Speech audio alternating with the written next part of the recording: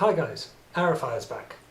I haven't really done this at the start of each video, so I just want to get it out of the way. I hope you guys are all doing well in the current climate we see ourselves in. It's obviously scary out there, changing all the time, so I hope you're staying safe. A couple of things I want to go through quick. TF Nation, of course, is not happening this year, but for those of us who have got tickets, we can roll them over to next year. If you can do that, if you still intend to go, and if you can still have the finance to go, then great, do that. It helps the convention out brilliantly, it secures your ticket next year, it's a win-win. And yes, a couple of you have commented that my hair is getting quite long in lockdown. I will go to the barbers as soon as they reopen, don't you worry. Okay, so I want to try something new. This is going to be a new series where I look at the different personas and personalities of a Transformer in each episode.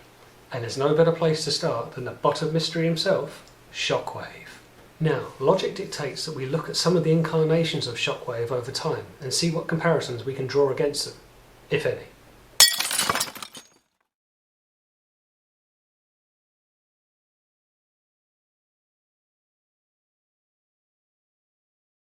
So this time we'll start with the Marvel Comics version of Shockwave. Shockwave was portrayed as a warrior who travelled to Earth with the Decepticons and waged war against the Autobots. In the comics at least, Shockwave is more battle-ready and ruthless, and even challenges other Decepticons for the rank of leadership, against the likes of Scorponok and Megatron. Interesting enough, Shockwave's disguised transformation mode was still his Cybertronian gun mode, as was a toy sold by Takara at the time. But it does make you question how in disguise this was on Earth in 1984.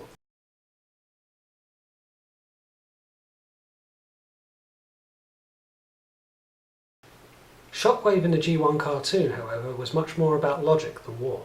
He served Megatron wholeheartedly, albeit from afar, as he was guarding Cybertron in Megatron's name. This Shockwave takes on more of a scientist role, and is tasked with designing a space bridge to transport Decepticons and Energon from Cybertron to Earth and back again. Still transforming into his gun alt mode, although more of a turret, presumably fighting off more Autobots that have been left behind on his war-torn world.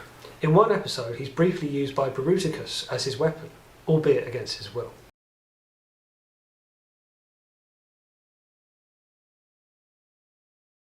In the IDW comics of recent times, Shockwave takes on much more of a prominent stance and is a darker character than what we've seen before.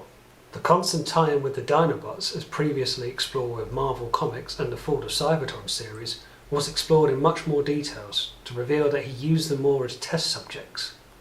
This version of Shockwave is as cold logic as we've seen to date. He's not against sacrificing anyone for his experiments, and largely does a good job keeping out of the war by thinking many moves ahead. This makes for fascinating reading, and there's no question it's a much deeper and more complicated version of the character than we've seen. Shockwave makes his appearance on the live-action movies on Dark of the Moon, where he's an emotionless and largely voiceless Transformer. Funny how that's a theme in these films. He's become more of a ground force battle commander, but aside from his mono eye and gun for an arm, there's not much to relate him to previous versions. I think this would have been a good chance to show off a new alt mode for Shockwave.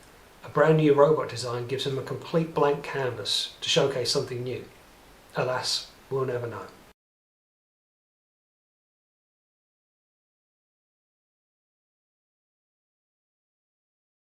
Finally, talking of new alt modes, in the Cyberverse cartoon, Shockwave returns to his typical physical features and colour scheme. Whilst the scientist and logic are still present, there's this new addition of a ruthless warrior that has a Megatron-esque vibe.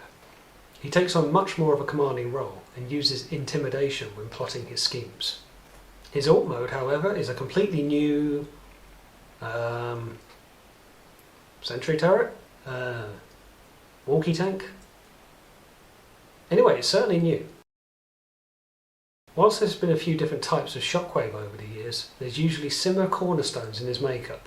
He's always logical, a senior figure, a ruthless warrior, and a long game player. In comparison to other Transformers, he's probably one of the more constant build, in both his physical appearance and in his character. And there you have it, that's Shockwave through the looking glass. I hope you enjoyed the video. Press the thumbs up button, share and subscribe. It's only logical. Until the next one.